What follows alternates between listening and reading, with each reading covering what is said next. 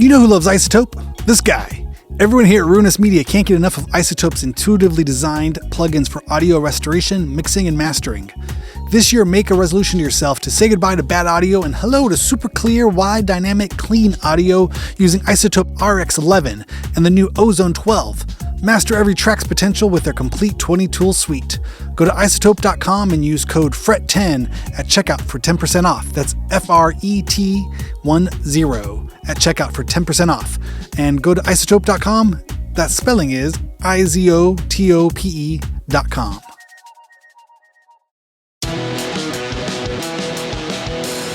I'd like to welcome our newest sponsor, Schecter Guitars. This holiday season, go over to schecterguitars.com and see what high-quality goodies they have waiting there for you. Premium feel and unbeatable price. See why guitarists like Isaac Brock from Modest Mouse, Robert Smith from The Cure, and Ernie C. from Body Count all love Schecter Guitars. A wide variety of styles and builds with high-end components and affordable prices for touring guitarists. Built to last. Go treat yourself and try something new you've always wanted to check out. Schecter Guitars has it all.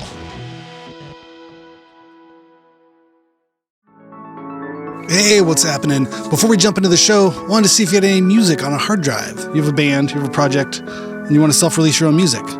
Well, there's an easy way to do it. You can go to distrokid.com/VIP/hyphenate and go get your music up on all the streamers. You keep 100% of your royalties, and you can get 30% off by using this code. It's a great, easy way to get your music up on the streamers and share it with your fans, your friends, your family, your mom, your dog, everybody. Everyone wants to hear it. But go to distrokid.com/VIP/hyphenate, HYPHENATE, and send me the link. I want to hear it too. Send your mom the link. Send your dog the link. They all want to hear it too.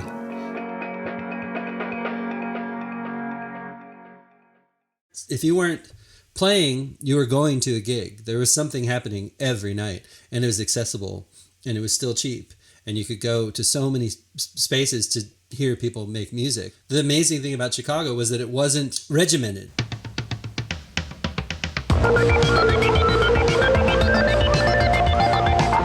What's happening, everybody? Thank you so much for tuning in to Hyphenate with me, your host, Randy Randall. This is our show for Thursday, February 5th, 2026. On today's podcast, I am very humbled and very pleased to welcome Mr. Ryan Weinstein of the band Coffin Prick. He is the titular Coffin Prick of the band. Ryan and I met a couple years back, and man, the guy's got stories. He's got chops. He's an incredible musician, and he's played with a lot of awesome people. You can go hear his music on his Bandcamp, coffinprick.bandcamp.com, and of everybody's favorite part of the show, when I spell things, COFFINPRICK.bandcamp.com. You can also find him on the Instagram webs at coffinprick, just like I spelled it before. He's got a handful of great records. He's got shows. He just did an awesome show he's going to talk about a little bit in the interview, supporting Tuxedo Moon, in essence being the band, the backing band for Tuxedo Moon. They did a handful of shows here on the West Coast. What's coming up? 2/13 at Gold Diggers LA. There we go.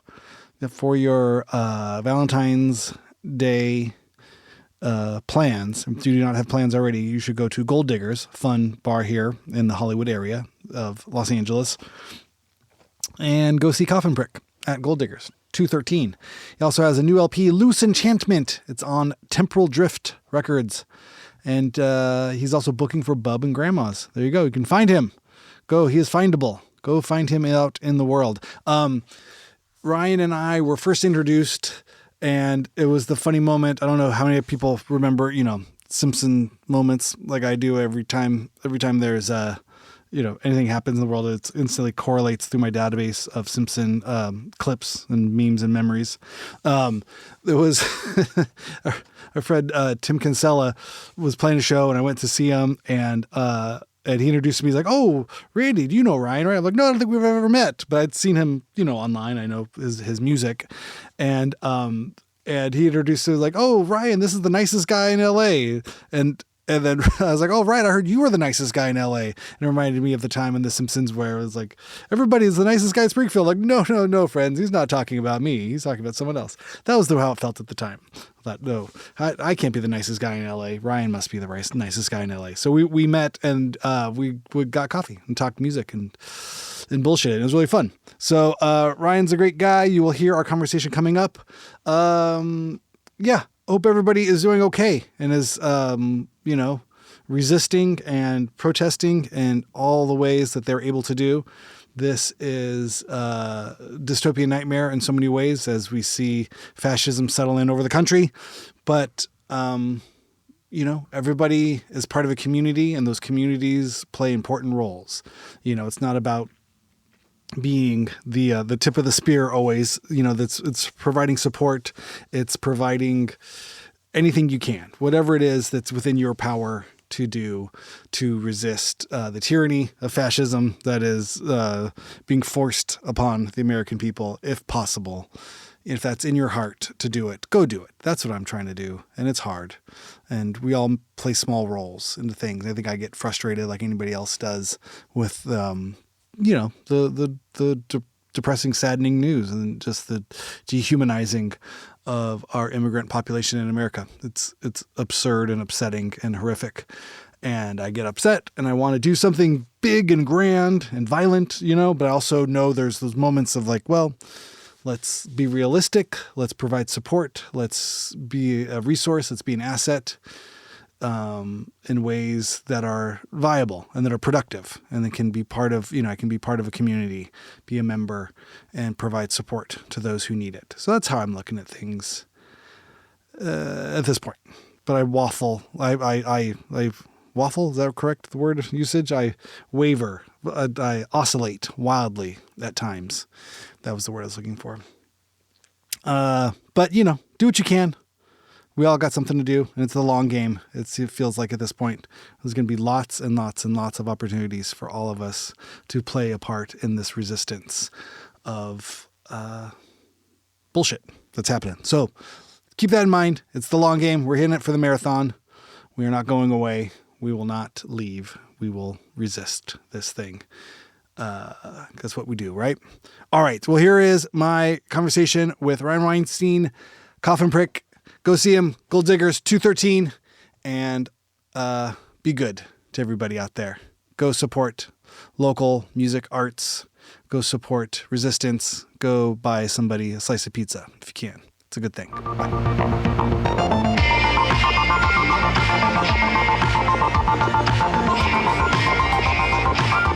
Ryan, thanks so much for coming on the podcast. How you doing, man? Good, Randy. Good to see you. Awesome. Yeah, good to see you too. I know it's been a minute.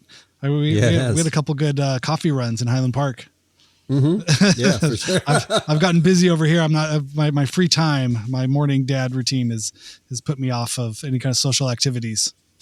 Understood. I think just getting up is enough. Just life. Yes. Waking up. Absolutely. So you have some stuff coming up. I don't know exactly when this will go up. I don't want to. We might be behind. This might, whatever we talk about might be in the past. But tell me about these shows you have coming up. Is it next week or what? No, it's this coming week? Friday and Sunday, which is the 23rd and 25th of January. Cool. I and my band will be playing essentially as the group Tuxedo Moon with Stephen Brown from Tuxedo Moon.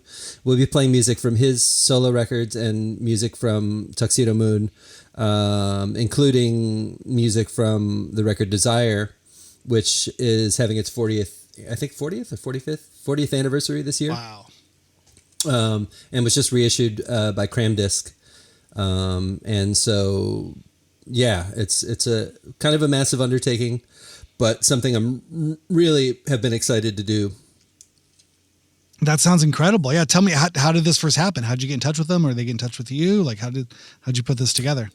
Well, it started because I was making my last record I started recording it in 2023, I think.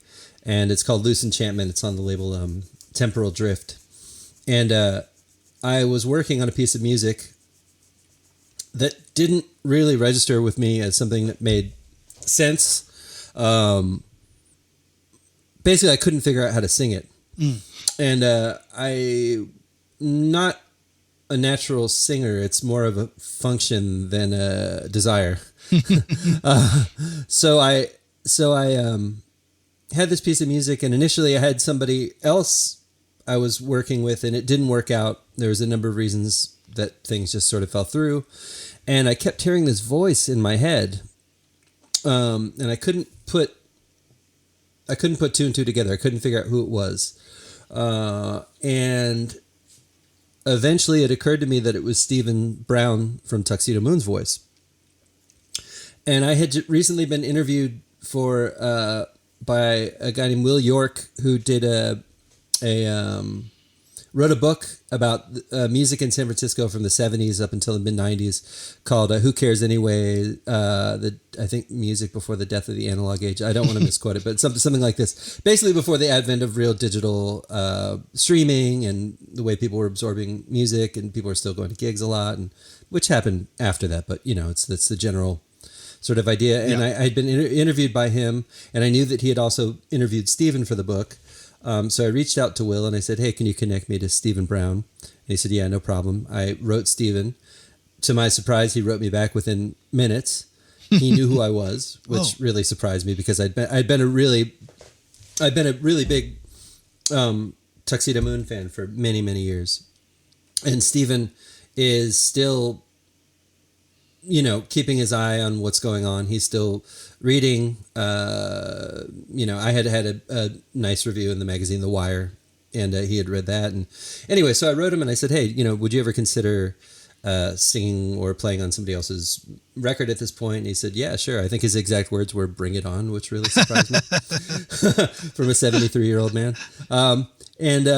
And so I sent it to him, and about a week later, he got back to me and said, I have a proposition for you. Just take a listen and let me know what you think. And I said, yeah, sure, no problem. And I took a listen, and I was very curious about what his proposition would be. And he said, I would like to put this song on my new record, which blew me away, of course. But my immediate response after that, after the shock kind of wore off, was absolutely not. I wrote this song for my record, and he said, okay, well, we're going to have to square away publishing, so on and so forth. And I said, I sat there and I thought, I really would like him to have this song. And so I pitched him the idea of us both putting it on our records that were coming out. One song, said, 2 records. Yeah, not bad, which has happened many times in the past. Mm-hmm. It seems a little more novel now, but I mean, if you go back to the 50s and 60s, there were tons of tunes, different singers, backing the same track, same tune. Mm-hmm. Maybe it's a little unusual for it to be the same recorded track, but he went to his label. They said, I'm not so sure. And I said, look, I think this is a really great idea. At the time, the label that I was on did not have a lot of distribution in Europe. His label is very, very well known in Europe.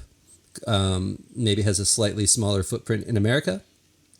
And I said, this benefits both of us. I think we should do it. Mark Hollander, who runs the label, agreed. And now it's happening. So over that period of time, Stephen and I would speak almost every week, just talking about life, whatever. And I started pitching him on the idea of him coming to the United States, because he hadn't been here in 20 years. He lives in Oaxaca, Mexico. Wow. And so eventually it started. One day he just said, so are we going to do these shows or what? And I was really surprised. And then I just started mapping it out. And now we're playing in Oakland and Los Angeles. Awesome. Oh, that's exciting. Yeah. How cool. It's a bit long-winded, sorry. No. Are you kidding me? This is a podcast. That's there's nothing but long. The winds are all long here in the podcast. All right, let me keep going. That's fantastic. Let's go back to the tops, or the beginning of your story. Where do you come from, and how did you start playing music? I was born in Miami, Florida. That's where I came from. Mm-hmm. And I have an older sister. I mean, I had kind of a music bug from a very early age, but I wasn't one of those people that grew up like, I'm going to be a rock star, or I didn't have any of those kind of fantasies, like Kiss fantasies or anything like that. Because I was born in the 70s. You didn't paint your face. You weren't jumping around with a broom or a tennis racket on your bed, pretending to be David Cassidy or who else would be a star of the day. Like college, I wish I had tried something like that. Now, but I grew up there. I loved music at an early age. I remember I was obsessed with this little Fisher-Price record player I had I don't know if you had this when you were a kid. They had those little yellow cartridges. Oh yeah. That had the big, huge grooves. I was just talking to my friend Bjorn Copeland about this because he had one too. And we were just having a brief reminiscence of a better time in our lives. Yes. And anyhow, so I grew up and I had an older sister who was deeply into punk rock music in Miami. Yeah. Wow. Okay. Mm-hmm. I'm curious. I don't know what was that punk scene like. Do you remember via her experience, or what were some of the bands she was going to see? I don't even know what the punk world in Miami was.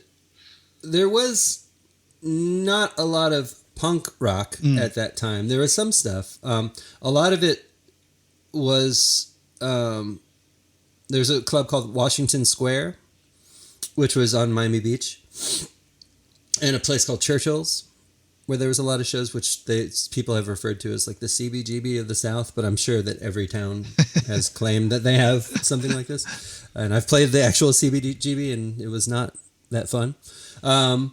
But yeah, there was a ton of music, but not. I mean, around that time, like early '90s, there was more. People were moving more towards like alternative type stuff, right. But there was stuff going on, and a band that had started around that time was kind of crucial in my development because who was definitely like kind of pretty far out there, was this band Cavity that I wound up joining when I was just about 17. Cavity, okay. Mm-hmm. Mm-hmm. And they were the first band I ever toured with, like my first United States tour. Anyways, so yeah, that's where I grew up, and I was really at that stage right around the time I was like 12. I became like really obsessed with the idea of playing music. That's cool. I'm going through my head of Florida music scenes. There was definitely like the death metal, right? Kind of world of stuff. Mm-hmm. Was all, yeah. I remember that kind of struck me as funny, or it's sort of, the juxtaposition of like, the Florida death metal, or almost like grindcore kind of stuff, right? Is that what it was? That's like North Florida. But I'm speaking more specifically to that time. In previous generations, there was a lot of what we would call punk rock music. Early stuff, even bands like The Eat, who were most known for a song called Communist Radio, Roach Motel, tons of bands. Later, some more like kind of like hardcore stuff was happening.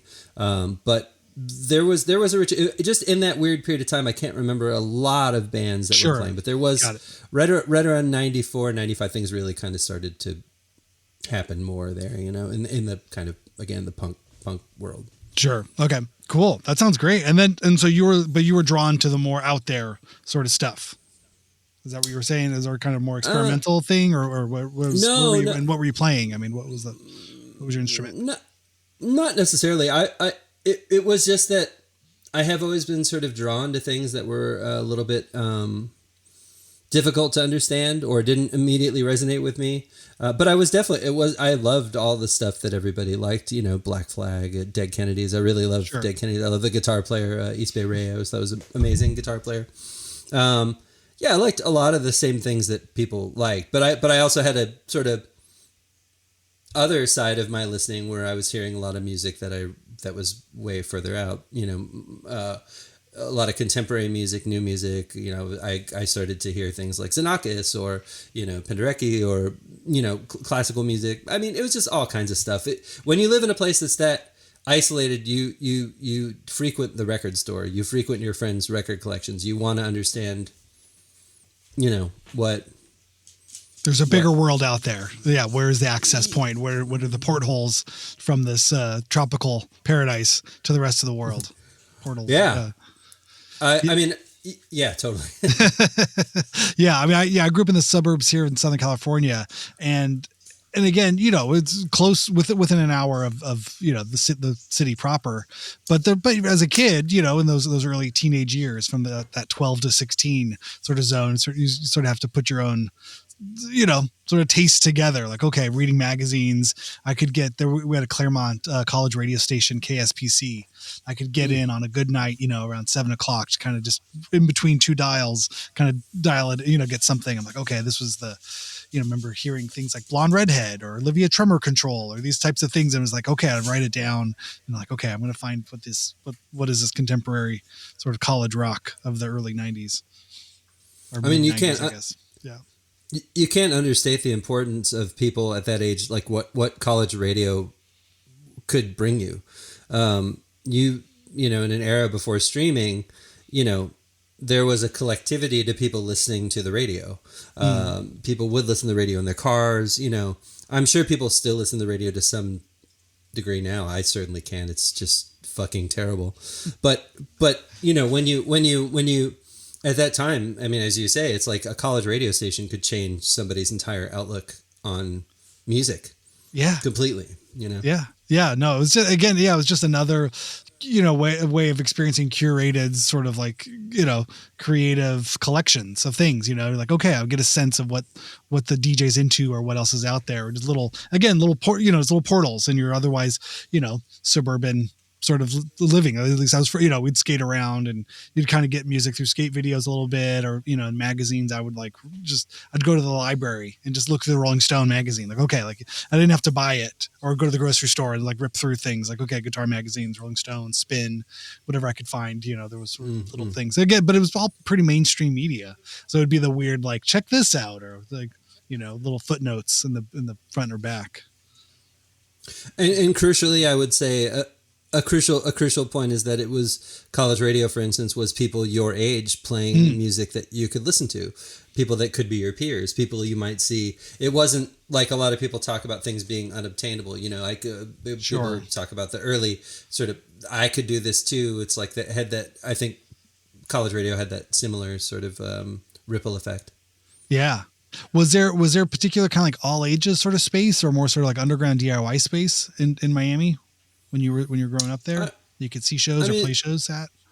There were some all ages places. I mean, right around like the mid 90s, there was a place called Cheers that a lot of people would go to, which was interesting place. It was just, it was just a rock and roll club. It wasn't anything special. There was a place called Space Cadet that had opened up there that was definitely in the spirit of that. They were kind of more, I think, basing their model off of things like Discord records, or kind of things that were, more DIY, more community minded and stuff like that. There was like an anarchist bookstore in there, and a performance space and practice spaces. And, I don't know if it was the people that ran it maybe turned out to be a little bit questionable, but at the time it seemed like, wow, this is a place where people could sort of coalesce and get together. You're rehearsing there, your friends were rehearsing there, you would play a gig there, you'd hang out there, huge. It's kind of cool. Yeah. Absolutely. Yeah, the scene can revolve. The scene can kind of build out of a place like that, I'm sure. Awesome. Very much. Then every place needs that. Yeah. So, sorry to interrupt. And are you playing guitar, bass, drums, everything? I started on bass. I started on bass, but I took one lesson. I was like, forget it, because I came in and I think I wanted to learn, I think it might have been like a Ramones or something like that. And I tried to get the guy to show it to me, and he refused. And then he forced me to play Mary Had a Little Lamb. I'll never forget it. And he was so condescending. He was just like, that's not music, basically, which is a story that people have told many times. I think a lot of people have had this experience. And it was really just like, the beginning of my disenchantment with, at that time, studied music. So I was playing bass, but then I got recruited to play guitar in someone's band. I didn't really know how to play. I went out and found a cheap guitar and started to teach myself. I had a friend named Brian Anger who was like teaching me a lot of guitar and stuff. And that was actually his name. And then I just started playing, and then and like in a lot of other places where it is sort of a small community of people playing music, you get recruited you know, often, you know, people, we need someone to play guitar. Oh, let's start a band. Let's start a band for a week. Let's do this, you know. And so guitar kind of, for almost the majority of my time in Miami, I was only playing guitar in groups. It wasn't until I was in Chicago until I started playing bass more frequently. That's cool. Yeah, I got recruited on bass early, right out of high school into a friend's band. Like they needed a bass player. I was like, sure, I could do that. How hard could it be? Awesome. And then what happens from there? What do you move out of Miami? You moved to Chicago. You mentioned Chicago. What was that like? Did you go somewhere else in between, or was there college? No college? I was here for a little while, briefly, and then I went back to moved Miami. to LA. And then I went to Chicago. I basically my girlfriend at the time moved to Chicago to attend the Art Institute of Chicago, and she essentially gave me an ultimatum and said, you know, you need to come here or we're done. And I said, yeah, sure. I want to get out of Miami. I love you. Let's go. Just do this. And yeah. But wait, you moved to LA first in between Miami and yeah, but for about 8 months. Oh, okay. What brought you to LA? What was the reasoning for coming here? A music thing. Oh, okay. That's cool. Yeah, how did you find it then? What was LA like? What were you doing then? I didn't like it at all. Okay. I actually detested Los Angeles. At the time, I mean, it's funny, the things that I didn't like about it then, now I think I would love as in comparison to what it's like now. If that makes sense. Oh, I see what you're saying. Yeah, right. You don't know how bad it is till you wait 20 years and then look at it and go, oh, well, yeah. This is the worst place on earth for now. As of now, it could always get worse. What was the music project? Or I mean, you joined a band and moved out here to be in that band? Or no, they were here. They were here making a record, and I got kind of roped into this sort of development deal thing. And Lord, okay. It was one of those. It's not an industry really meat grinder. Sure. Yeah, I mean, I was looking for an escape. You know, I think a lot of people that grow up in places that are pretty isolated, you look for reasons to escape. But it just wasn't the right thing. And sometimes out of the fire or out of the frying pan into the fire kind of thing too. Like, oh, I escaped, but it didn't really improve situations. I'm just not in that bad situation. I'm in this bad situation. Yeah. I mean, I had already traveled pretty extensively touring. And so I knew people in places too. I didn't know many people here. I didn't know many people in Chicago, either. But I also, again, was just looking. I had been in Boston briefly to join another group, and that was another crazy situation that didn't, in retrospect, is the kind of thing you can only do when you're young and not very wise. It affords you a lot of experiences, not knowing much. It does. Yeah, it will put you in situations that if you knew any better, you probably wouldn't be in. But at the same time, that's how you learn. You got a good story out of it, you know. Yeah, well, cautionary tales. LA's a funny one too, because I mean, for me, kind of growing up in the suburbs, and I moved out here in '99. It's and then started touring around 2003. It'd always be that, around 2003, it was like, oh, LA, gross, and they're like, all right, that's cool. It was it felt like a funny, like, well kept secret. Like we have a back house for $500 a month, and there's like 3 of us living there. So it's pretty cheap, and we all have places to park, and we've all figured out how to work at record stores or jobs. I think, some people were bike messaging at that time. It was a relatively easy living, kind of experience for us, but everybody thought it was so gross to be in LA, all the cool kids when we were on tour. And it was like, okay, keep it that way. Don't blow up our spot. Yeah. And then, fast forward 10 years later, and it was not as affordable. There was more people moving here. Yeah. Los Angeles is funny that way. Sorry, I didn't mean to cut you off. No. Los Angeles is funny that way. People talk about it, and what they talk about when they say, oh, I hate Los Angeles, it's stuff that just is so inconsequential. It's like, it's not what is really great about living here. There's not stuff you would do as a local resident. Like, oh yeah, it's with the 90% of every story I've ever had, or any conversation about LA on tour. Because again, this is the back of a club, or, at the merch table, at 12:30 at night.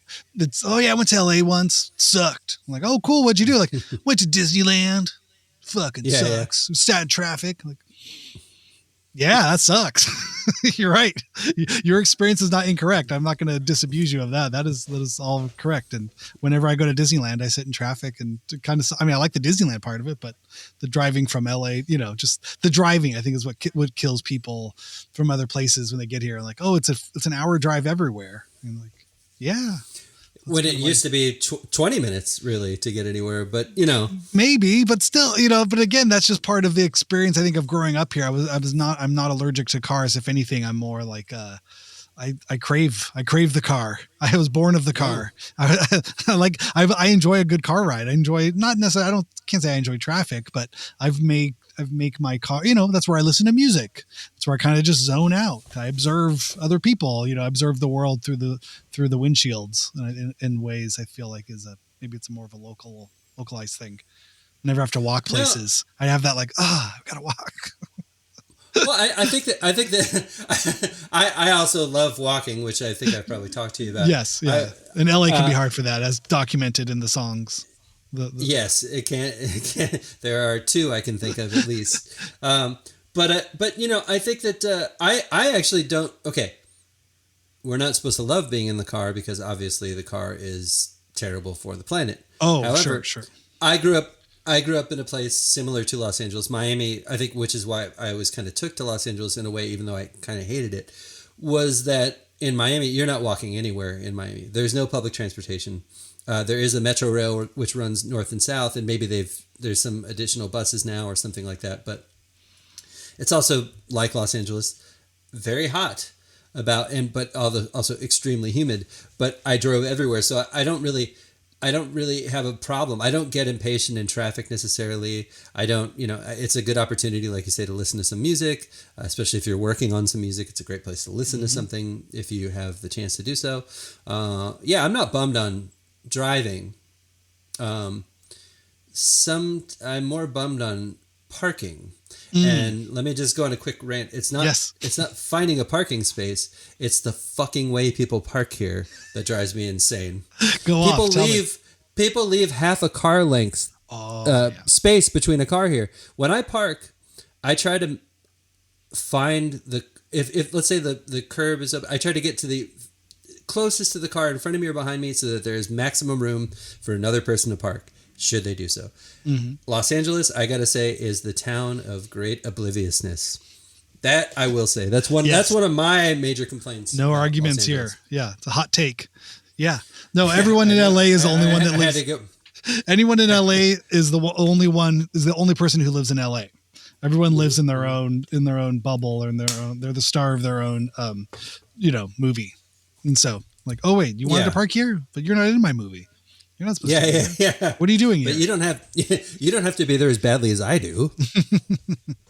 Wait, the half spot, or the 4 feet, or 6 feet off of like the curb cut. It's like, you got to put that tire right up on there, because otherwise, you're really killing it. I mean, again, observations from Dad Planet, especially school drop-offs. We're all, it's just, it's a clusterfuck every morning and every afternoon, 5 days a week to get a parking spot close enough to the school. So you're not again, we're in LA. We don't want to walk an extra block if we don't have to, but then everybody's, and it's early and no one's had their coffee, and I don't know. I deal with this. I deal with this often. And you got kids yelling at you, and you're trying to parallel park while someone else is thinking you're leaving, and like everyone's supposed to be happy, and you smile because that's somebody's. Yeah. So Chicago. Yeah, that's where I think. I think I was introduced to you through mutual friends from Chicago. So when you get to Chicago, what happens there? Where how do you land in Chicago, and where does the music journey take you in Chicago? I got to Chicago right around the beginning of 2000. As I mentioned, my girlfriend at the time was going to school there, and she was playing music, and I got there, and I had fallen in with some friends of hers. Pretty much everyone I knew from Chicago, because I had toured through there plenty of times prior. And I had a couple of friends, but they had moved away. I really didn't know that many people at the time. It's kind of an intense story, to be honest with you. I guess this is like the Barbara Walters moment, but I'm not going to cry. Well, share what only... I'm not looking for any controversies. You just share what you want to share. Leave out... I'll just try to... I'll just try to be succinct about the trajectory here, because basically I fell in with some people through her. She was playing in a group, and then I wound up playing in a group with a guy I became very close friends with, a guy named John Glick. And he had a group called the Returnables. They were sort of like a Radio Birdman type, I don't know, rock and roll. I was just happy to play. I wanted to play. And I was really kind of insulated in this world of my partnership at the time. And basically what wound up happening was a couple years down the line from there, John and our friend Doug Meese, who was the drummer of my girlfriend's group and John's wife's group, and Michael Dahlquist, who was the drummer of Silkworm. The three of them all worked at a place called Shure Microphones in Skokie, and they were all murdered in this really crazy event where a woman who was driving her car, who wanted to kill herself, was driving her car at 90 miles an hour through traffic and somehow miraculously found their car, killed all three of them. At that stage, my life, that's insane. It was crazy. It was pretty crazy, but it also I mean, just not to get too deep into that, but it represented a bizarre shift in my life where suddenly things started to change. That kind of world splintered. She and I had split up, and I started working at a bar called the Rainbow Club, which is a infamous bar in Chicago. And I don't drink anymore, but if I did, it would be the only place I would really want to drink alcohol in. Amazing bar, and I wound up meeting all these incredible people. Who were all musicians. John Haggerty from Naked Ray Gun, Tim Kinsella he was in a band called Joan of Arc, and the band Cap'n Jazz. Mm-hmm. John Herndon from Tortoise. Just tons of people. And there I found this new world of people to make music with. I wound up playing in a band called Euphone for a long time with a guy named Ryan Rapsis, and a bunch of, and Soma Studios, which is John McIntyre from Tortoise's studio, was connected to the bar. A bunch of people lived upstairs, which is where we do a lot of recording. I started traveling with Tortoise as like a member of their crew, and then I wound up playing a lot of music with Doug McCombs, who's the bass player and guitar player. Oh, it's incredible. What were you doing for Tortoise? You were like a guitar tech? They had a very small crew, so I was just selling their merchandise for them, loading with them, helping them with whatever needed to be done. It was just myself and a guy named Elliot Dix at the time, but this was just over a year, really, But through that time, Doug and Johnny and I had become very close. In particular, I love everybody in that band, but I played a lot of music with them. And Doug and I have had a few groups, and then the three of us, along with a guy named Sam Wagster, who plays in my group now still, and we also played in a group called the Cairo Gang together, which is kind of what I was going to get to. We all had a group called the Lanterns, which we're hoping to revisit maybe someday. We have a record's worth of music we haven't really finished, but from there I wound up meeting a guy named Emmett Kelly, a guitar player, and basically he had been doing a thing called the Cairo Gang for a number of years, but hadn't really had like a band per se. And then we kind of put a band together that was pretty steady, and I was pretty much with him from, I don't know, that 9 years or whatever, 10 years or something like that. And I just played with so many people in Chicago. It was a really, really great place to be. It was cheap. Still, I remember when I moved there, I had a 1-bedroom in a neighborhood called Logan Square. That was $350, and you could work a couple of days a week and play music for 4 of them, and it was amazing, totally incredible time, barring the weather, which I never really got used to. Anybody who grew up in a place like Miami or California, Los Angeles, it would not be in your blood. No, yeah, I definitely don't have the cold weather gene. But it seems like Chicago, structurally or, infrastructure is designed, to survive, meaning there's a bar on every block, and there's enough, and people are in them. Yes. Yeah. For good reason. You don't have to walk too far to go somewhere else that's outside your house, and then you're back in. Yeah. It all sort of, it's the social structure and the sort of the architecture and city planning has been, built around this kind of weather. It seems like. Yeah. Insulated buildings. Mm-hmm. Something people don't know about here. Yeah, no, we don't need it, or we think we don't need it. No. So Chicago, and then just falling in, and then from working the bar and just falling in with all these great groups. I mean, that's a lot. There's a lot there to unpack. I mean, Tortoise is so exciting. I mean, and again, you're playing guitar, bass. Were you sort of the everyman multi-instrumentalist sort of thing? Were you writing your own things? I mean, what was, sort of that scene? How do you sort of characterize what you were playing and how it was going? And, I was always writing music, but I did not have any ambition of being like a main writer. I was really into collaborating with people. I liked getting together with people and making something spontaneous or bringing something to people and fleshing it out together, or whatever it was. That didn't really start to. That was much later when I started really kind of. But I had a backlog of music. I was always making something, recording on a 4-track or recording at home. But I did not have any ambition on engineering recordings of my own. I didn't have any ambition on home recording. I didn't really want to do anything seriously on my own. I didn't really feel the need to. It's like you were playing with so many people. It wasn't like there was this void of music. Mm-hmm. You were always if you weren't playing, you were going to a gig. There was something happening every night, and it was accessible, and it was still cheap, and you could go to so many spaces to hear people make music.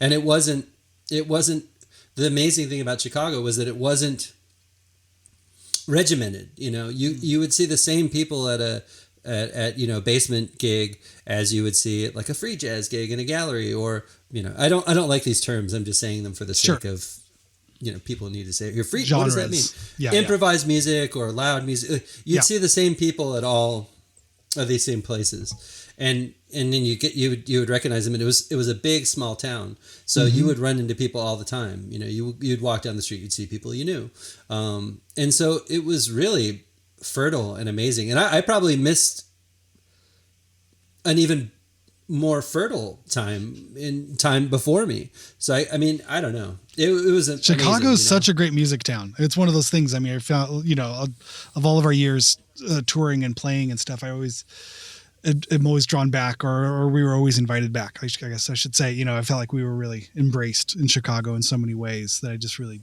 just chalk up to a community or a sense of just, I don't know, support of arts in Chicago. I can think in a way that just doesn't necessarily exist in other towns, Yeah. I mean, that's accessibility. That's cost, it's a lot of different things, there's also the fact that like 6-7 of the months of the year, you're not really going outside. Right. You are going to spend a lot of time inside playing music somewhere, maybe on your own, maybe with somebody else, but the outdoors are not accessible unless you like frostbite, not literally, but you know what I mean? It's very cold. But I just think also, I mean, just the acceptance of challenging music, and with the energetic music, or, that cross-pollination of whatever we were doing, or, or the music that I liked would, it wasn't clean lines, of like, oh, this is a rock record, this is a dance record, this is this record or that, it seemed like Chicago was just up for the hybridization or just the challengingness of it. It was loud and aggressive, that it just seemed to fit at least the things we were doing, like that was great. Okay. Yeah. There's an audience for that there. Yeah. There's tons of people coming from the suburbs, people coming from wherever. You can get in by train. You know what I mean? There's another thing is, again, accessibility. It's easy for people to get places, and not worry about half taken parking spots. $40 parking lots. Yeah, exactly. Yeah. I don't know. It just seemed like it's cheap living. You can get busy. There's places to play. There's places to play that don't have the weird, bizarre psychic minimums that people seem to apply to groups now. If you try to play someplace, like, you've got to be your own PR person 24 hours a day or whatever, I think that just speaks more to this time frame of anything, of doing anything. There's, and I find myself at odds with that idea, but I like some self-starting. I like a DIY ethic, but once there's a formulation of it, like, oh, we need to make this thing, it has to be a 30-second video every day, and you got to post it on this one place. And it's like, well, it's not very creative. It's like, I feel like I can't help but feel like I'm doing work for someone's company that I'm not getting paid for. or something, you know what I mean? In terms of like participating Well, in social media in this like kind of rigorous way that being in a band in 2026 sort of, it's like this unspoken bargain. Like, oh, cool, you're in a band. Does that mean that you must make content, 30 days a month? Well, but I'm like, no, I don't. I make music. Why would I be a content creator? Why would I become a YouTuber if I actually like playing guitar and going out and writing songs by myself at home and going out and playing them with front of 5 to 10 friends? There's no part of that has anything to do with, I don't know, becoming a YouTuber. But I guess maybe this podcast is as close as I could get to some comfortable form of that, of being a content person, like having conversations, Well, the very nature of these things, maybe not this platform in particular, but using Instagram, you are actually working for somebody else. You are just advertising revenue for Instagram. Anytime you post a picture of your dog, something you ate, your new record, whatever it may be, you are just, it doesn't really matter what it is. The metrics don't matter. What it is you are just advertising revenue for these companies, Facebook, Instagram, X, what I don't use any of that shit, but you know what I mean? But that is what it is. And that in itself psychically is very draining. Sure. Well, just creatively. Yeah. You really can't like have it all going at the same time. But I've seen a lot of bands, younger bands that have become successful and hardly use it at all. It seems like they've foregone it in a way. So I think there is hope for the future in this. Yeah. Fingers crossed. Where would they do it? How do they do? I mean, I think it seems to be more grassrootsy or some sort of thing of just meeting people at shows and pass, either it's a flyer or it's a word of mouth or it's phone calls or text messages. Like, hey, we got shows coming up here. There's another thing here. And again, I think that's part of it too. Is there is no easy way to do it. It's just, you got to go do it. Right. It's that feeling, and it's definitely, I feel like that's what it was, when we were in our 20s and there was no Instagram, there was no nothing. You're going to shows and like, oh, I have a show next week. You say that to 100 people, maybe 20 people show up at your show next week, and then you just kind of go from there. There's always a generational shift, and I'm glad I have a feeling I have friends that have younger kids in their early teen years, or people that are, their kids are starting to get into music and stuff. And they do sort of reject all this stuff, which I think is the ultimate best outcome. There's no good way of using any of this stuff, so it's like, whatever, you know what I mean? We just got sucked in at the wrong time. Yeah.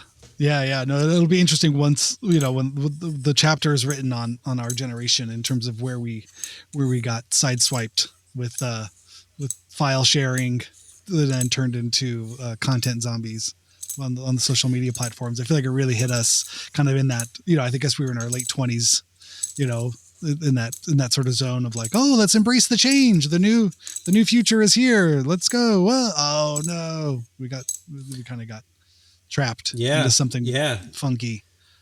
And the alternative is always, and anyway, I could go on and on. No. Trust me. Yeah. It's existential and very in your face. Well, I think I was looking at this thing, and I've been divesting in several of the streaming sort of things and looking at it and going, okay, well, can I take my kids to Amoeba and we just go buy a bunch of CDs?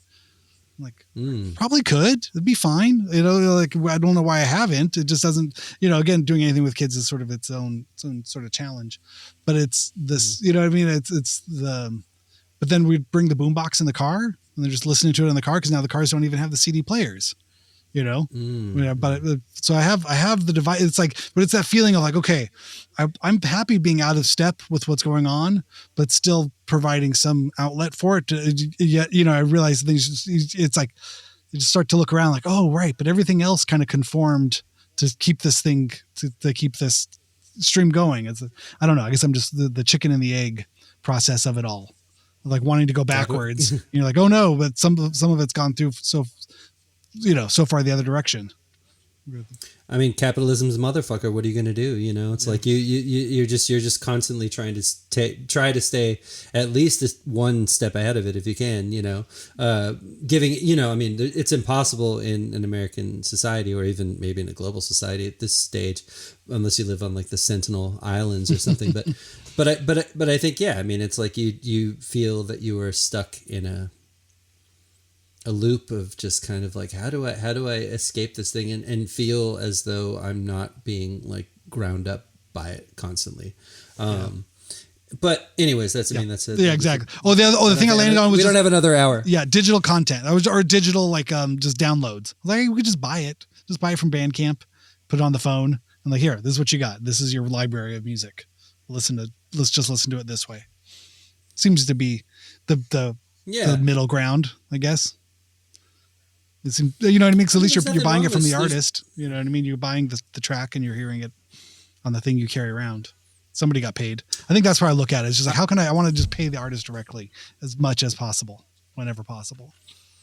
It's been good to me. I mean, I'll say that much. I mean, I was very pleased to see that Bandcamp, for instance, had, I don't know how they're actually going to enforce it or how it's going to work, but they had put out a address basically saying that they were going to ban all AI generated music from their platform, which is what people should be doing. I think I have a lot of arguments about this, and again, this could take another hour, which we don't have.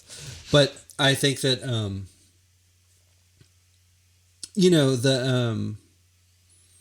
with everything in the modern society, you have to look at the cost benefit. What is the cost benefit on this? Yes, this might make summarizing an email easier for you, but it's also going to destroy a county's water supply and, also make people dumber and less approachable and less invested in a reality. So you say, well, then I don't fucking need it. I don't want it. I mean, anyways, but summarizing an email. Yeah. I've heard this as a problem that needs to be addressed.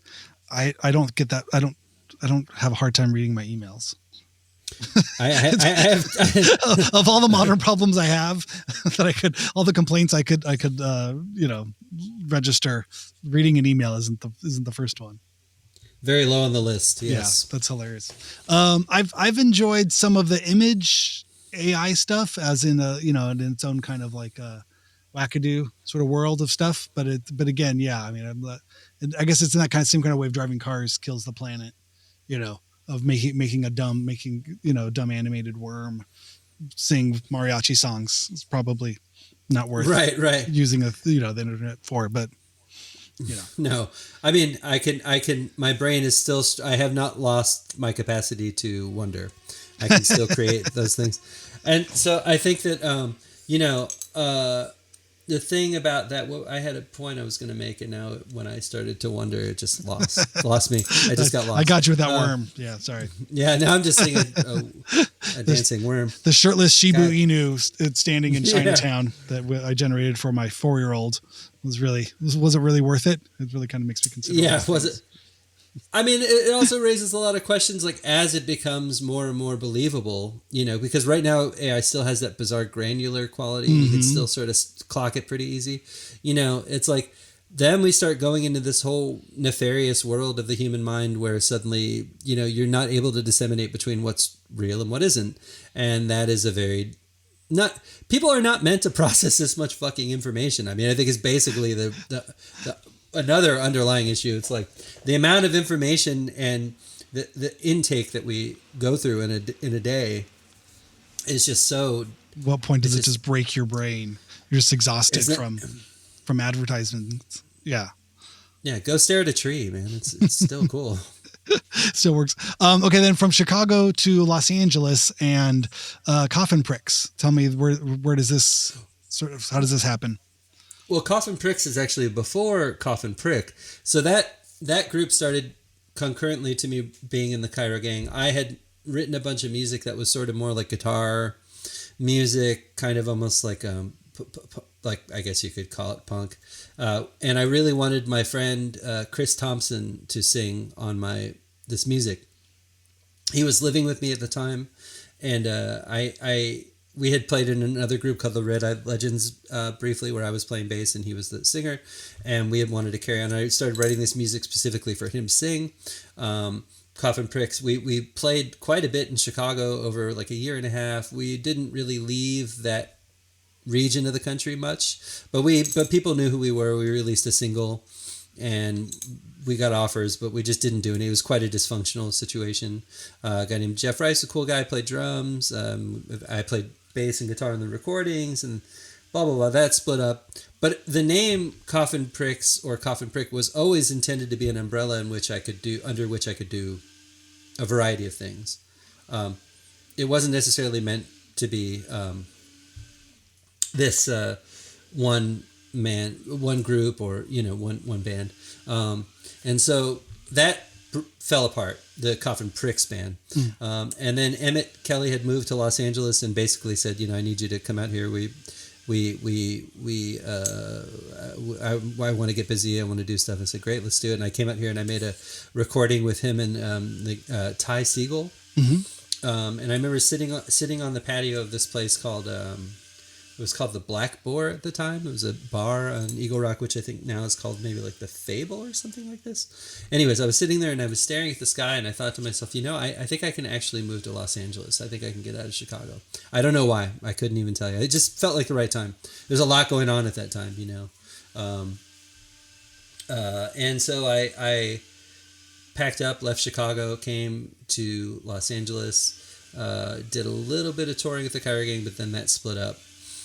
And then after that, I was playing with all kinds of groups, LA Takedown, just a lot of people who I was playing with, Tara Jane O'Neill, who else? I had a band called Gravezone. I was playing it with William Tyler, a great guitar player who now lives in Nashville, who was living here for some time.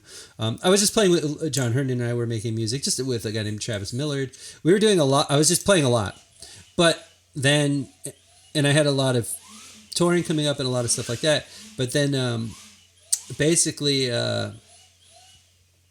2020 came around, and suddenly we all found ourselves at home, and all the things, foreshadowing, what I was saying was a sort of foreshadow of this.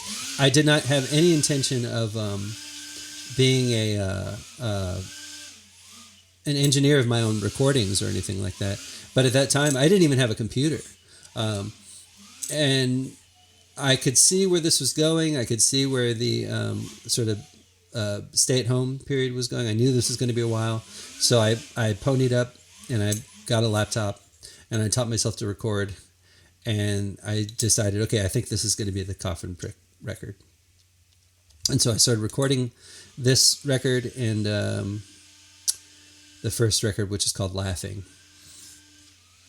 And that's really there's a lot of things in between that I'm not mentioning, but that's basically the straightest the line. gist. Yeah. And then that first record comes out, the Coffin Prick record, and then it's met with wild acclaim, and here you are now as a solo musician, band leader. Is this the first time you're sort of helming the ship in that kind of way, or how is this project different? Yeah. Oh, yeah, it's different in every way. I mean, I record the records mainly on my own, not necessarily the recording part, but all the composition. I do the majority of my recording at home, and then I'm getting into the habit of going to a studio to record or mix, which is what I did. I'm not an expert. I'm far from it.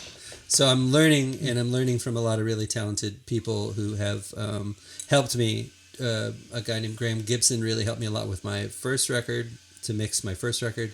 A guy named Mike Kriebel helped me with my last record. Right now I'm working in a studio with a guy named Theo Karen. But the composition for the most part is, I would say 98% me.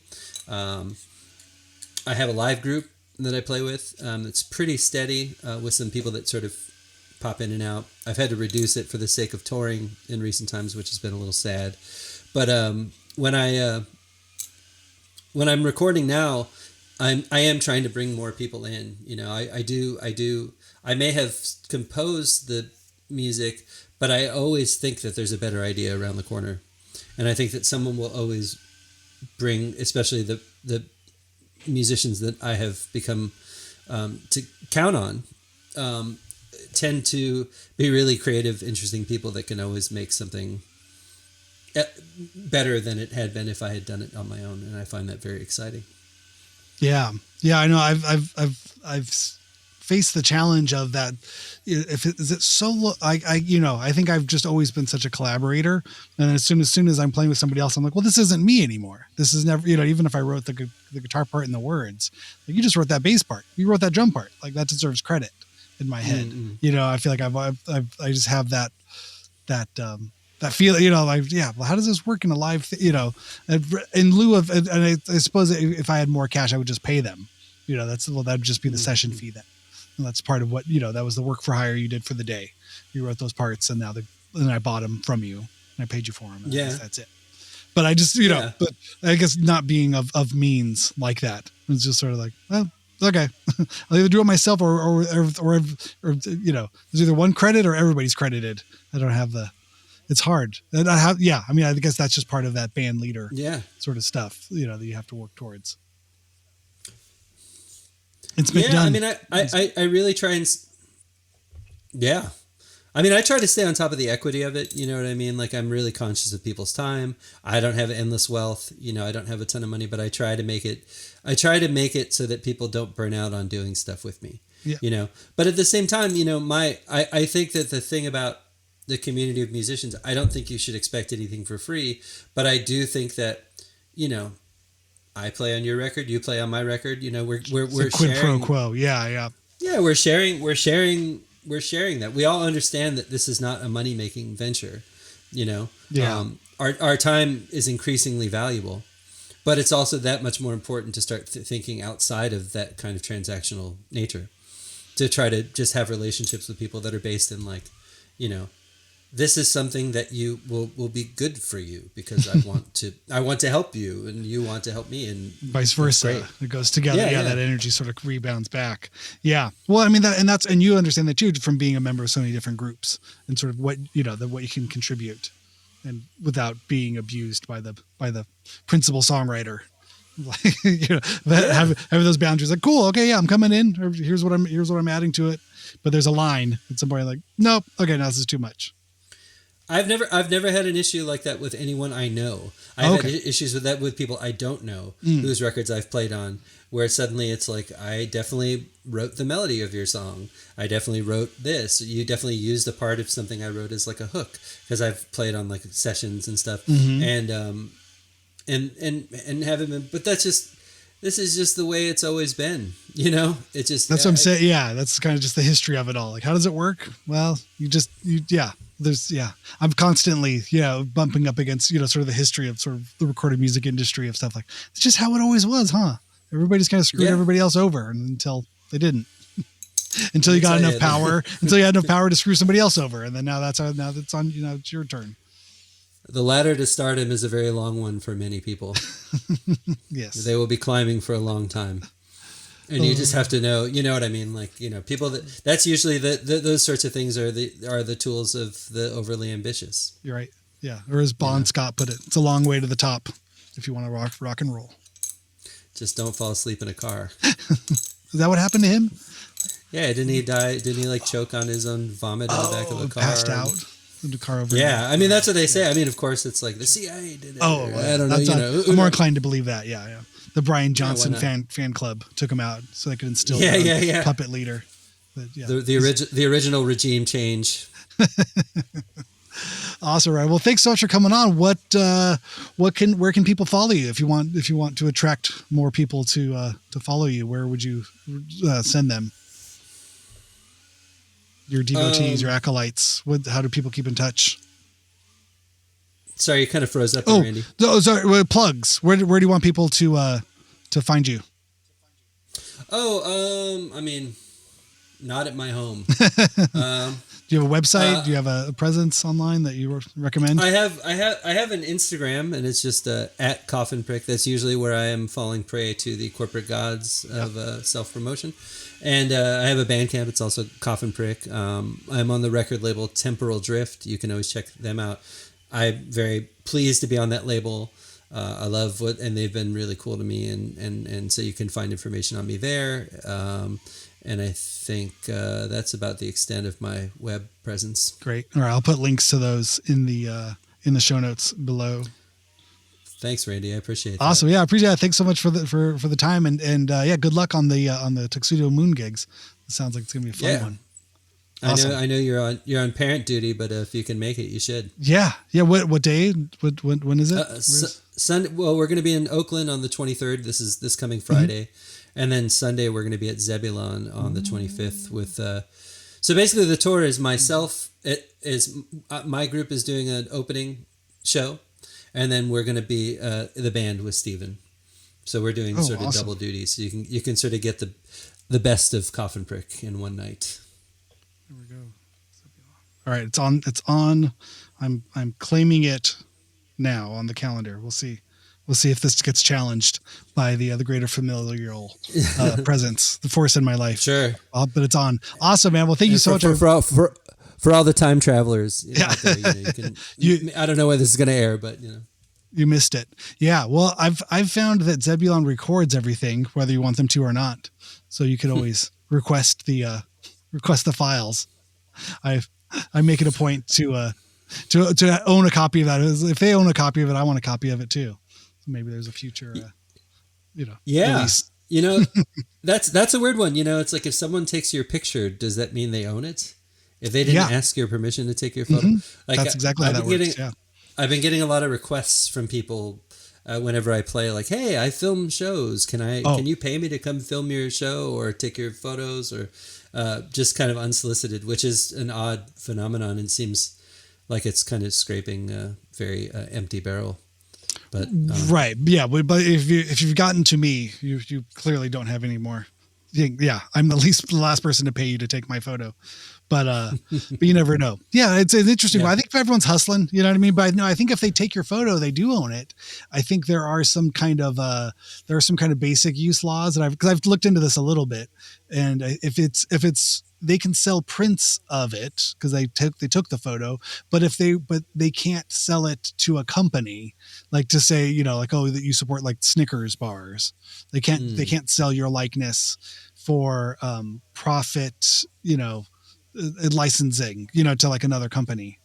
But if they make a print of it, I'm pretty sure they can, barring you have some kind of intense lawyer relationship who you'd find ways to stop those things happening. If you're some kind of major celebrity, you might have some thing, but that's how the whole paparazzi game works. They take your picture and they own it, and then they sell it to whatever shit rag they can. So right. Yeah, obviously. Also, did you say intense lawyer? Yeah. That should be a group. Intense Perfect. Lawyer. It's a great band name. It's going on the band name list. Intense Lawyer. All right. Thanks, Ryan. I appreciate it. There he is, the man, the myth, the legend, the nicest guy operating in music today, Mr. Ryan Weinstein, Coffin Prick. Go see him, Gold Diggers, if you're in LA, this 2/13, this Valentine's Day weekend. 2/13, Gold Diggers, Coffin Prick. You can also find him on the Bandcamp, coffinprick.bandcamp.com. Go listen to the music there. Go buy the music there. Support cool, independent artists. Lots of good stuff. What has he got? All kinds of good stuff here. I mean, you got the remixes. You got singles. You got LPs. I mean, come on. Live on WFMU. What are you doing? You got the merch there. There's t-shirts. There is, the cassette sold out. We missed that. We got posters. Come on. That's what I'm talking about. Go support it. And then, if nothing else, go find them on the Instagrams at Coffin Prick. And you can see all of the incredible things he has accomplished up until this point and follow him along his journey of more cool, incredible things he'll be doing in the future. Do not miss out. All right. Thank you, Ryan, for coming on. Much appreciated. And I'll see you on the road.